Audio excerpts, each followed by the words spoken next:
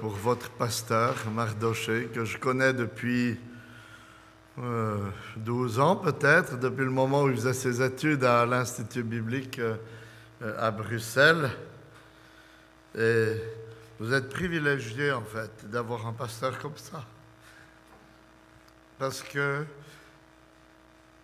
c'est un pasteur fidèle, c'est un pasteur courageux et qui aura toujours le courage de vous dire la vérité, même si ça fait mal, même si c'est dur à entendre. Parce que il vous aime et quand on aime les personnes, on doit avoir le courage de leur dire la vérité de la parole de Dieu. Donc priez pour lui, pour sa famille, que le Seigneur les bénisse parmi vous et qu'il bénisse votre Église aussi au travers de son ministère. J'imagine que vous avez déjà eu l'occasion d'entendre par mon accent que je ne suis pas parisien, je ne suis pas belge non plus, je viens de Suisse, de la région de Payerne en Suisse. Je ne sais pas si certains d'entre vous ont un jardin, parce que vous êtes sans doute plutôt des citadins, mais je suis sûr que vous êtes quand même en mesure de répondre à cette question. Qu'est-ce qu'on fait avec les pierres dans un jardin, quand on a des pierres? En général, on les enlève, on les met de côté. Pourquoi est-ce qu'on fait ça? Mais parce qu'elles n'ont aucune utilité, aucune vie, et elles ne produisent rien. Et j'ai même observé, vous avez peut-être observé en vous promenant, que parfois il y a des gens qui couvrent même des parties de leur jardin uniquement avec des pierres. Pourquoi est-ce qu'ils font ça? C'est parce qu'ils veulent être sûrs qu'il n'y a vraiment rien qui pousse. Parce qu'une pierre, c'est mort. Et ce matin, avec le texte que notre frère vient de lire, j'aimerais que nous considérions ce que l'apôtre Pierre veut nous dire. En fait, l'apôtre Pierre va se servir d'une histoire de pierre, mais avec un S de caillou, si vous voulez, pour attirer notre attention sur notre nouveau statut de chrétien dans ce monde. Parce que l'apôtre Pierre écrit aux chrétiens du 1er siècle, avant de mourir, peu avant de mourir en fait, et il veut leur laisser une sorte de testament de la manière dont ils doivent vivre dans ce monde. Et au début de son épître, il s'adresse à eux, au chapitre 1er, verset 1er, en disant « aux élus qui sont étrangers dans la dispersion ». Il leur dit en fait que les chrétiens sont des étrangers et des immigrants. Si vous êtes chrétien aujourd'hui, vous êtes un immigrant ou une immigrante. Pourquoi? Mais parce que Dieu a fait de vous un citoyen, une citoyenne du ciel. Mais quand les épreuves arrivent, cette vérité peut nous inquiéter un petit peu, parce que les immigrants qui traversent la France actuellement, ils n'ont pas beaucoup de sécurité. Dès qu'il y a un problème, ça peut devenir vite catastrophique. Donc, Pierre, avant de nous montrer les difficultés qui peuvent arriver dans la vie chrétienne, il va essayer de nous rassurer en nous montrant comment Dieu nous voit. Aux yeux du monde, dans le monde, nous sommes des immigrants. Mais si vous regardez les choses avec les lunettes de Dieu, vous allez vous rendre compte que votre identité est complètement différente et c'est ce qui doit vous rassurer, ce qui doit nous rassurer dans la situation dans laquelle nous pouvons nous trouver. Le titre que j'ai donné à cette prédication, c'est « Chrétien, considérez votre nouveau statut ou votre nouvelle identité dans ce monde ». Et l'apôtre Pierre commence en nous parlant d'une pierre. C'est le premier point. Une pierre fondement de l'Église, dans les versets 4 à 8. L'apôtre Pierre nous dit, au début du verset 4, « Approchez-vous de lui, pierre vivante. » Et franchement, est-ce qu'une telle invitation ne vous semble pas complètement incohérente? Parce que qui d'entre vous a déjà vu une pierre vivante? Et si vous vous promenez en montagne et que vous voyez une pierre et qu'elle commence à bouger devant vos pieds, faites gaffe, c'est probablement plutôt un serpent qu'une pierre. Parce qu'une pierre, ça ne bouge pas. Une pierre, ça ne bouge jamais. Une pierre, ça n'a pas de vie. Une pierre vivante, ça n'existe pas. Parce que par nature, une pierre, c'est inerte, c'est mort. Alors pourquoi est-ce que l'apôtre Pierre nous adresse une invitation aussi bizarre? Approchez-vous de la pierre vivante.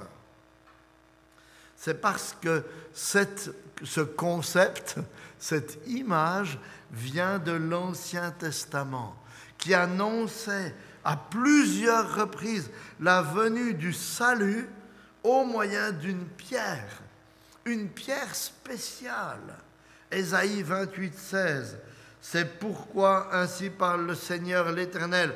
Voici, j'ai mis pour fondement en Sion une pierre éprouvée, une pierre angulaire, de prix, solidement posée. Celui qui la prendra pour appui n'aura point hâte de fuir. Psaume 118, 22. La pierre qu'ont rejetée ceux qui bâtissaient est devenue la principale, celle de l'angle. C'est de l'Éternel que cela est venu. C'est un prodige à nos yeux. Et de qui parle-t-il? De qui ces textes parlent-ils? L'apôtre Pierre l'a bien compris. C'est pourquoi, dans le livre des Actes, au chapitre 4, versets 11 et 12, il peut dire aux pharisiens, c'est lui, Jésus, qui est la pierre rejetée par vous qui bâtissez et qui est devenue la pierre principale, la pierre de l'angle. Il n'y a de salut en aucun autre, car il n'y a sous le soleil aucun autre nom qui ait été donné parmi les hommes par lequel nous devions être sauvés. Ainsi, la pierre vivante dont il nous est parlé ici et de laquelle nous sommes appelés à nous approcher, c'est le Seigneur Jésus. C'est une pierre vivante parce que Jésus est celui qui a triomphé de la mort, parce qu'il est celui qui a la vie en lui-même et celui qui communique la vie à ceux qui s'approchent de lui. Il dit dans Jean 14, 6, « Je suis le chemin, la vérité et la vie. » Dans Jean 3, 36, il dit « Celui qui croit au Fils a la vie éternelle. Celui qui ne croit pas au Fils ne verra pas la vie. » C'est une pierre angulaire, une pierre d'angle, c'est-à-dire c'est la pierre qu'on posait en premier et sur laquelle reposait tout l'édifice. C'est la pierre qui donnait la ligne à l'édifice. Parce que Jésus est le fondement de l'Église, le fondement du rassemblement de tous les croyants. Et Paul avait aussi compris cette vérité lorsqu'il dit en Éphésiens 2, 19, « Ainsi donc, vous n'êtes plus des étrangers, ni des gens du dehors, mais vous êtes concitoyens des saints, gens de la maison de Dieu. Vous avez été édifiés sur le fondement des apôtres et des prophètes, Jésus-Christ lui-même étant la pierre angulaire. » Il est aussi celui en qui toutes les promesses de Dieu se réalisent. Dans la deuxième épître aux Corinthiens, au chapitre 1er, verset 20, il est dit, écoutez, « Toutes les promesses de Dieu, toutes les promesses de Dieu, sont ce oui en lui. C'est donc aussi par lui que nous disons à Dieu l'Amen pour sa gloire. Toutes les promesses de Dieu sont ce oui en lui. Il est le fondement de tout ce que nous avons, de tout ce que nous sommes. C'est une pierre choisie et précieuse, comme il nous le dit au verset 6. Parce que Christ est le bien-aimé de Dieu, ce qu'il a de plus précieux, celui qu'il a choisi de toute éternité pour être l'instrument de notre salut. Ainsi, Christ est le fondement de notre foi, comme il est aussi le fondement de l'Église, comme il le dit à Pierre, lorsque Pierre lui a fait cette belle confession, « Tu es le Christ, le Fils du Dieu vivant ».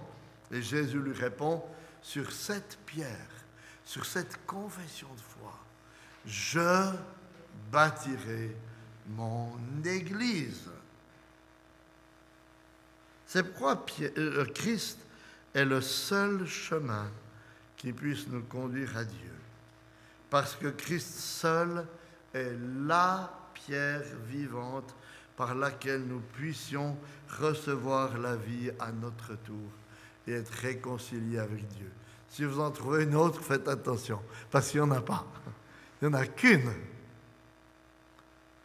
Donc, on vient de voir la pierre vivante, fondement de l'Église. Et on passe maintenant aux pierres vivantes au pluriel, membres de l'Église.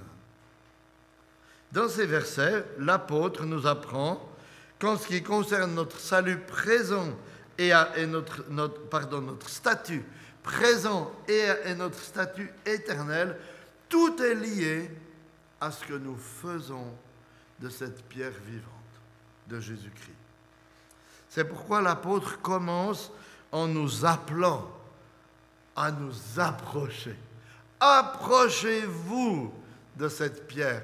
C'est un terme qui fait référence à la façon dont on s'approchait de Dieu dans le culte de l'Ancien Testament. Ainsi, si vous voulez devenir à votre tour une pierre vivante, vous devez vous approcher du Christ comme les Juifs s'approchaient du temple dans l'Ancien Testament. C'est-à-dire dans un acte de dépendance, d'adoration, mais conscient de votre culpabilité et de votre besoin de sang versé, d'un sacrifice pour pouvoir vous approcher de Dieu et être réconcilié avec Dieu. Et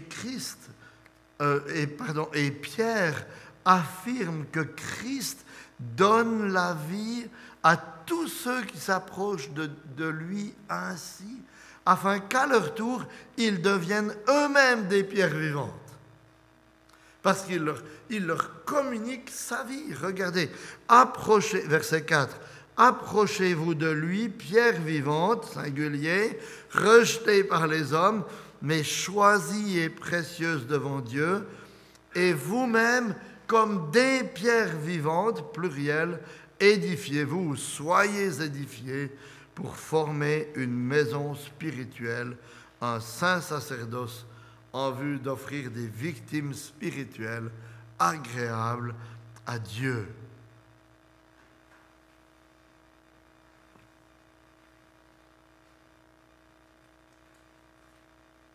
Qu'est-ce que Christ fait lorsqu'on s'approche de lui? Il nous donne la vie et il nous édifie pour que nous formions une maison spirituelle, un saint sacerdoce qui lui offre des victimes spirituelles agréables par Jésus-Christ. Maintenant, qu'est-ce que ça veut dire en français courant, cette expression?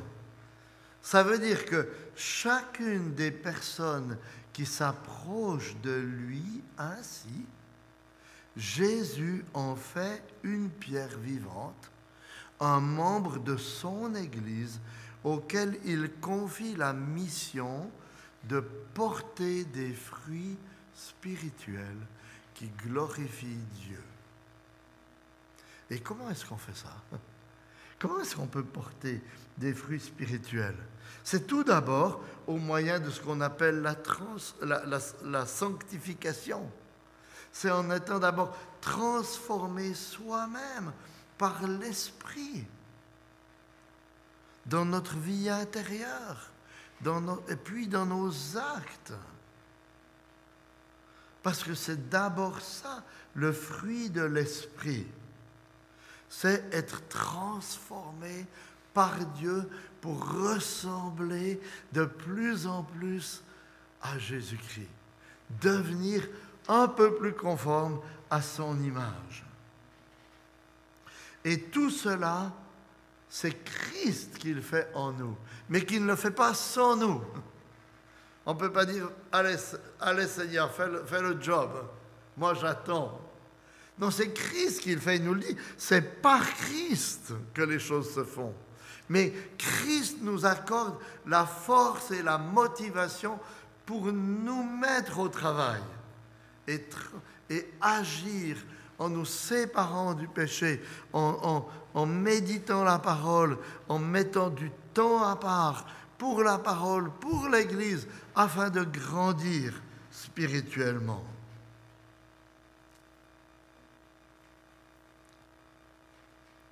Et les fruits spirituels, c'est aussi le témoignage donné aux autres et par lesquels Dieu, dans sa grâce, fait connaître l'Évangile à d'autres, les attire à lui et les amène à leur tour à devenir des pierres vivantes.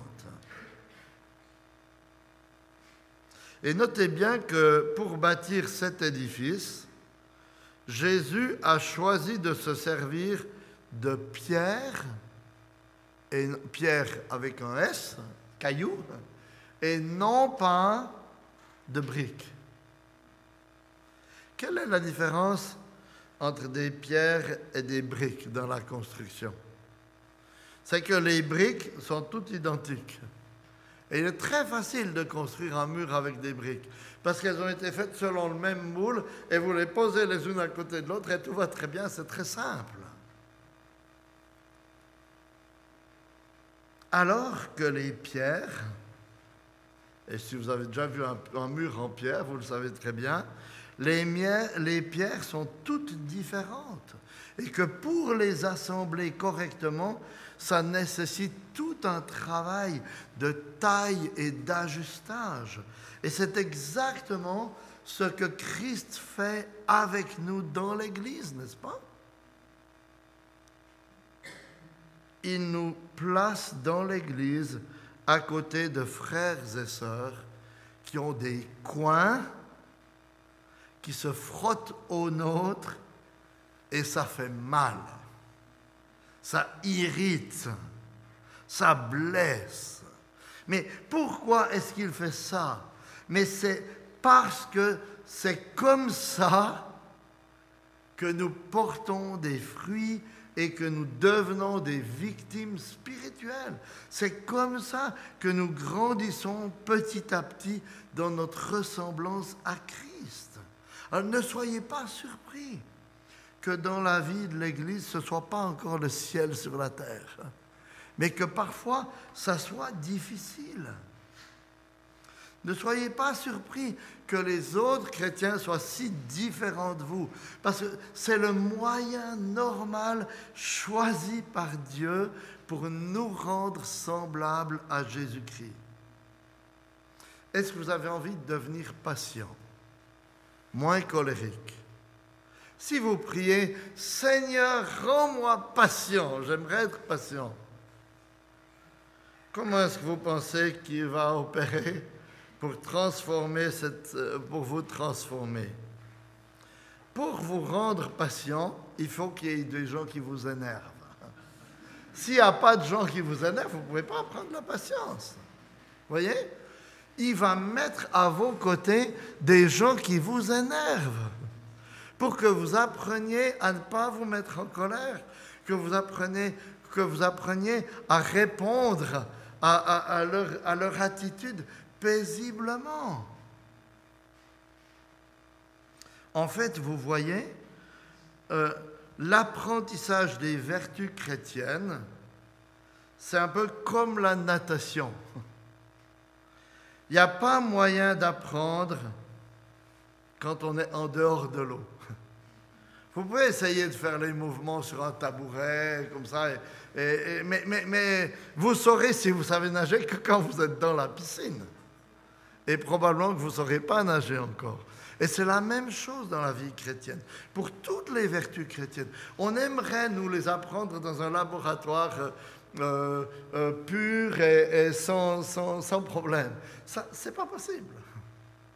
Dieu, il nous met les uns à côté des autres, les uns avec les autres, et c'est comme ça qu'il veut qu'on apprenne à grandir dans la ressemblance à son image.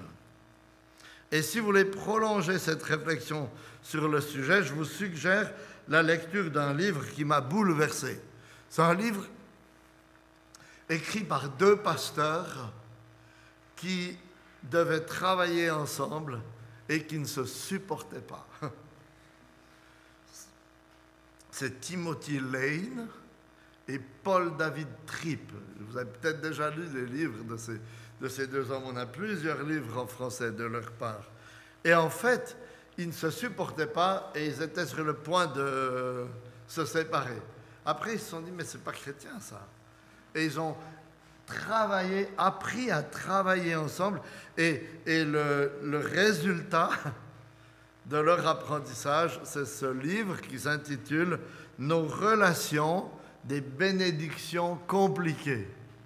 Et sur la couverture, il y a un sparadrap, pour que ce soit bien clair. C'est-à-dire, on ne peut pas l'apprendre sans blessure et sans avoir besoin de sparadrap. Parce que vous voyez, le but de Dieu en nous sauvant, ce n'est pas juste de nous sauver. Le but de Dieu en nous sauvant, c'est de nous transformer toujours plus à l'image de son Fils. Et le moyen particulier qu'il a choisi pour le faire, c'est de nous intégrer dans l'Église locale. Alors, apprenez à aimer l'Église, à chérir ces rassemblements, parce que c'est comme ça que vous croîtrez. On a tous le même réflexe. Quand on a une difficulté, quand on se sent blessé dans l'église locale, qu'est-ce qu'on a tendance à faire? À fuir, à vouloir aller dans une autre. Mais on va aussi être blessé là. C'est qu'une question de temps, vous savez. C'est pas comme ça qu'il faut agir. Il faut rester et travailler à ce que Dieu nous change. Prier, demander que l'Éternel agisse dans nos cœurs. Et si aujourd'hui vous n'êtes pas encore venu à Christ avec cette attitude de dépendance, celle que je viens de décrire, venez à lui maintenant. Placez votre foi en lui. C'est une question de vie ou de mort. Car regardez ce qui arrive à ceux qui rejettent cette pierre vivante dans les versets 7 et 8. L'honneur est donc pour vous qui croyez. La suite maintenant. Mais pour les incrédules, la pierre qu'ont rejetée ceux qui bâtissaient est devenue la principale, celle de l'angle, et une pierre d'achoppement et un rocher de scandale. Ils s'y achoppent en désobéissant à la parole, et c'est à quoi ils ont été destinés. Il nous dit cette pierre qui donne la vie, cette pierre dans laquelle vous pouvez trouver la vie éternelle pour toujours. Elle est aussi un caillou sur lequel on peut s'encoubler et tomber sous le jugement de Dieu. Tout dépend de ce que vous faites de cette pierre. C'est pourquoi, pour savoir quelle est votre destinée éternelle ce matin, la seule question à vous poser, il n'y en a qu'une. C'est qu'ai-je fait de cette pierre vivante? Est-ce que je l'ai rejetée ou est-ce que je l'ai embrassé? Ayant dépeint l'état dramatique de ceux qui rejettent la pierre vivante, Pierre revient maintenant plus en détail sur la nouvelle identité des chrétiens, sur comment est-ce que Dieu voit l'Église. Dans ces versets 8 à 10, nous avons en fait le regard sur l'Église avec les lunettes de Dieu. Pas avec nos lunettes à nous, avec les lunettes de Dieu. Et c'est le troisième point. Le dernier en fait, mais il est un petit peu plus long. Jusqu'ici dans sa lettre, Pierre a affirmé que les chrétiens, ayant été élus par Dieu pour être des citoyens des cieux, sont par conséquent des étrangers, des immigrants dans le monde.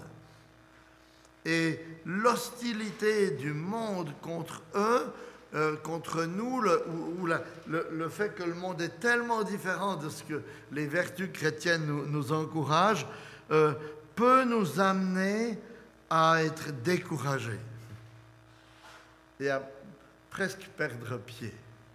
Mais Pierre nous dit, regardez-vous comme Dieu vous voit. Regardez l'Église comme Dieu la voit.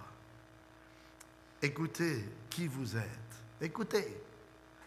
Vous êtes, verset 9, vous par contre, vous êtes une race élue, un sacerdoce royal, une nation sainte, un peuple racheté.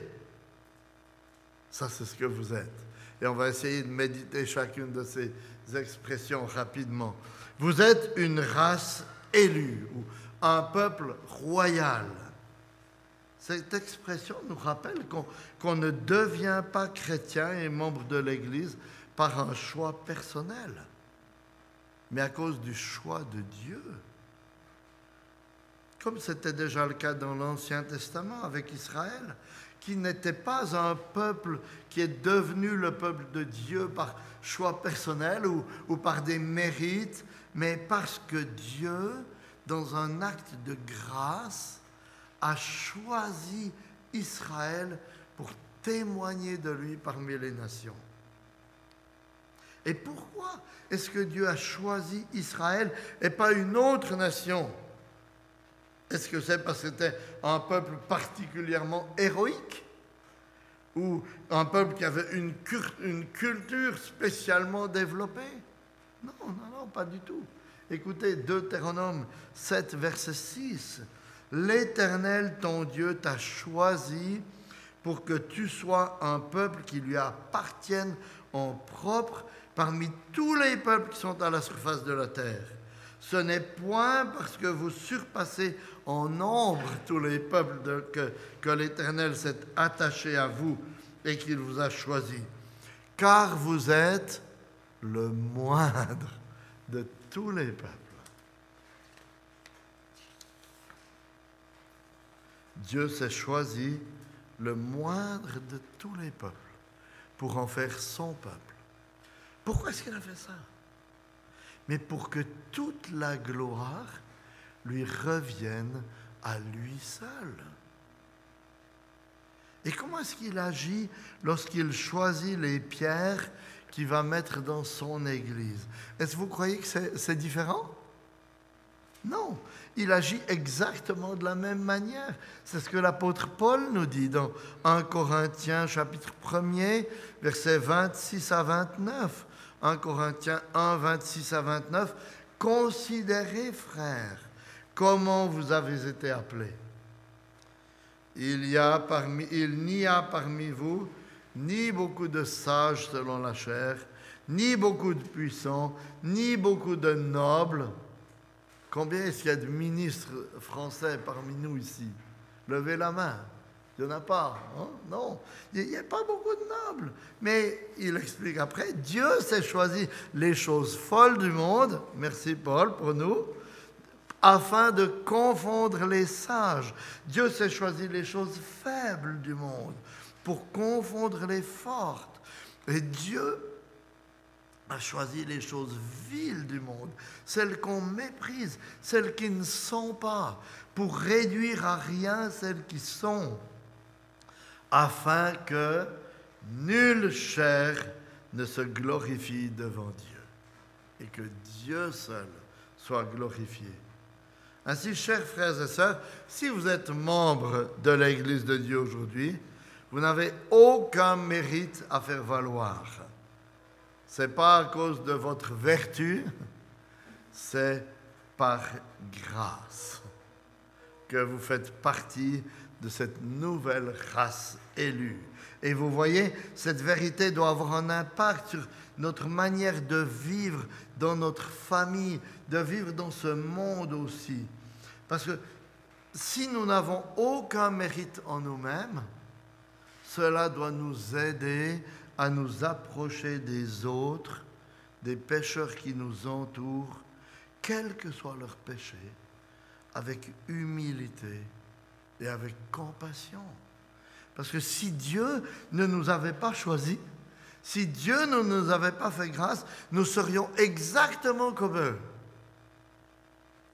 Alors soyez une église qui accueille les pécheurs, les pécheresses, qui les accueille avec compassion, avec tendresse, avec amour. Et franchement, au vu de la dégradation morale rapide de notre société, il faut nous préparer. Il faut préparer nos cœurs afin que nous soyons capables de montrer de l'amour même aux pécheurs dont la tenue et dont le comportement nous repousse le plus.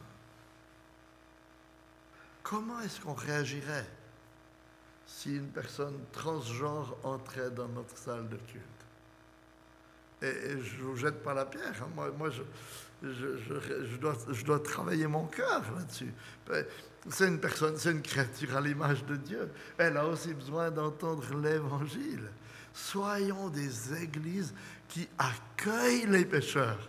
Pas juste pour tolérer le péché, mais pour leur annoncer la grâce de Dieu. Parce que ceux que Dieu aime, souvenez-vous, ce sont les vils, les faibles, les méprisables de la société. Une race élue. Vous êtes une race élue. Réjouissez-vous. Vous êtes un sacerdoce royal. Sacerdoce est un terme un peu compliqué. C'est un terme qui fait allusion à la fonction du sacrificateur, de celui qui offrait les sacrifices dans l'Ancien Testament. Il avait une double fonction. En fait, le sacrificateur, il représentait le peuple devant Dieu et il représentait Dieu devant le peuple. C'était ce qu'on appelle un médiateur qui était là entre les deux pour rendre la communication possible, si vous voulez. Et qu'est-ce que Pierre nous dit ici? Que tous ceux qui sont des pierres vivantes, tous ceux qui ont placé leur foi en Christ sont désormais des sacrificateurs, c'est-à-dire qu'ils ont un libre accès à Dieu. Vous voyez, à l'époque de l'Ancien Testament, on s'approchait, on venait dans le temple, mais on ne pouvait pas s'approcher de Dieu, parce que la présence de Dieu, elle était sur l'arche de l'Alliance, qui était derrière les voiles. Et la seule personne qui pouvait s'approcher de Dieu, c'était le souverain sacrificateur, une fois par année, derrière le deuxième voile, après avoir offert toutes sortes de sacrifices. Mais ces voiles étaient là pour nous dire, privé, vous ne pouvez pas, seulement au moyen du médiateur, vous avez accès à Dieu. Mais que s'est-il passé quand Christ est mort? Le voile du temple s'est déchiré pour que vous sachiez que lui, il est notre médiateur et il fait de vous maintenant des sacrificateurs qui avaient un libre accès à Dieu. Tous, hommes, femmes, enfants, jeunes, quel que soit votre état du moment que vous êtes approché de la pierre vivante. Et il va même plus loin. On n'est pas seulement des sacrificateurs, on est des sacrificateurs royaux. Et je ne sais pas si vous savez, mais dans l'Ancien Testament, il y a une chose qui était impossible. C'était interdit de cumuler les fonctions. On ne pouvait pas être sacrificateur et roi. On était soit l'un, soit l'autre. Et ceux qui ont voulu cumuler les fonctions sont tombés sous le jugement de Dieu. À un moment donné, Saül, qui était roi, a voulu offrir le sacrifice et il a été rejeté de Dieu. À un autre moment, Osias, qui était roi, est entré dans le temple pour offrir le sacrifice et il est devenu lépreux. Mais qu'est-ce qu'il nous a dit ici?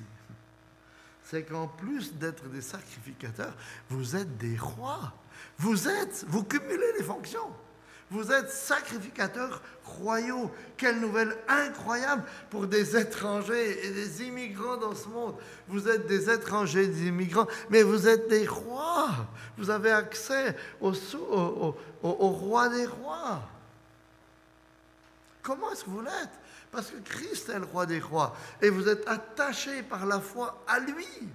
Et il vous entraîne avec lui dans la présence de Dieu. Et vous voyez comment de telles vérités peuvent nous garder paisibles et joyeux lorsque nous sommes opprimés, méprisés dans ce monde. C'est ces vérités-là, vous voyez, qui doivent nous permettre de résister et de rester joyeux, même lorsque les épreuves sont là. C'est ces vérités-là qui permettaient à Paul et Silas de chanter les louanges de Dieu alors qu'ils avaient les pieds dans les fers en prison à Philippe. Vous êtes une race élue. Vous êtes un sacerdoce royal. Vous êtes une nation sainte. Qu'est-ce qui constitue une nation? C'est une identité de nature, c'est un gouvernement central, c'est une constitution et des lois auxquelles les sujets se soumettent et s'identifient. C'est une carte d'identité identique. J'ai l'accent suisse, mais je peux vous montrer ma carte d'identité française, si vous voulez. Parce que je suis double national. Mais ça c'est une autre question. Donc, une nation, c'est ça. On s'identifie les uns aux autres. Et lorsqu'il utilise ici le mot sainte pour dire vous êtes une nation sainte, ici c'est sans doute pour souligner que l'Église est une nation unique. C'est une nation particulière, c'est une nation spéciale, mise à part pour Dieu. Est-ce que ce n'est pas le cas? Réfléchissez. Qu'est-ce qui nous rassemble aujourd'hui? Est-ce que c'est la couleur de notre peau? Non. Est-ce que c'est notre âge? Non. Est-ce que c'est notre nationalité? Non. Est-ce que c'est nos goûts culinaires? Non. Est-ce que c'est notre niveau de vie? Non. Est-ce que c'est nos opinions politiques? Non, sans doute pas. Rien de tout ça. La seule chose qui nous rassemble vraiment, c'est Christ. C'est que nous nous sommes approchés de lui, qu'il a fait de nous des pierres vivantes et qu'il nous a donné le passeport du ciel. Sans Christ, vous auriez pu vous croiser dans la rue comme des inconnus. Mais avec Christ, vous êtes là et vous formez une nation sainte pour toujours. Une race élue, j'arrive au bout, persévérer. Une race élue, un sacerdoce royal, une nation sainte, un peuple racheté. On pourrait aussi traduire cette expression, une possession particulière, mise à part. Parce que l'idée de rachat dans la Bible en général, elle est liée à la question de l'esclavage et du rachat d'un esclave. Lorsqu'une personne voulait libérer un esclave, ou l'acheter, elle payait le prix de l'esclave pour qu'il soit libéré, et il devenait sa possession, sa propriété. Ainsi, telle est l'expression ici, un peuple racheté. Ça veut dire que Dieu, en nous libérant de l'esclavage, du diable et du péché, a fait de nous sa propriété. Si vous êtes son enfant aujourd'hui, vous êtes la propriété de Dieu. C'est mis là sur votre front, sur votre cœur. Propriété privée. Ne pas toucher. Ça m'appartient. C'est à moi. Il s'est constitué un peuple. Et pourquoi est-ce qu'il a fait de vous son peuple racheté? Pourquoi est-ce qu'il vous a racheté? Il vous a racheté dans un but bien particulier qui nous est décrit à la fin du verset 9, afin d'annoncer les vertus de celui qui vous a appelé des ténèbres à son admirable lumière. Voyez, Dieu nous a rachetés afin de constituer un peuple qui parle de sa grâce, qui vit sa grâce dans ce monde perdu. Dieu ne nous a pas sauvés juste pour nous sauver. Il nous a sauvés pour que nous soyons ses témoins, un peuple racheté dans ce monde. Alors, même si parfois nous nous trouvons dans des contextes difficiles dans notre vie, ne perdons pas courage. Mettons les lunettes de Dieu et relisons ce passage en nous souvenant comment il nous voit, en nous souvenant ce que nous sommes en Christ, de cette nouvelle identité qu'il nous a acquise. Parce qu'il a fait de nous sa possession précieuse, au prix de la vie de son Fils. Alors il veillera sur nous, afin que nul ne nous ravisse de sa main. Amen.